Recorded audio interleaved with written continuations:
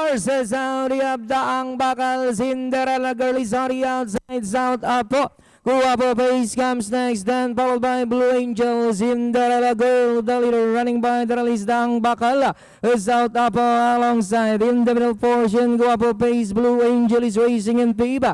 And in 6 comes Bullet Gray, then followed by Real Value and Hyper Velocities, the early trailers. Cinderella Girl in the middle, Guapo Pace. South Apo is on the outside and racing in for daang bakal. Watching in fifth is Blue Angel, Real Value. South Apo rushing up now is daang bakal to take the lead. Daang bakal this time by about 2 lengths. South Apo now in second. Cinderella Girl, Blue Angel. And it's still daang bakal by about 2 lengths. South Apo still in second. Blue Angel in third. Cinderella Girl. Here comes Real Value. But daang bakal still in front by about 3 lengths. South Apo, Blue Angel. Daang bakal goes on by about 6 lengths.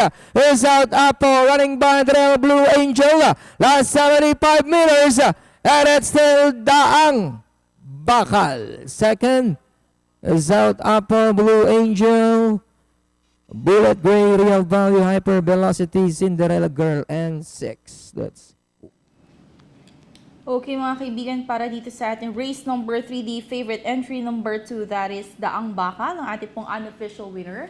At masasegundo dito, 5A natin, South Apo.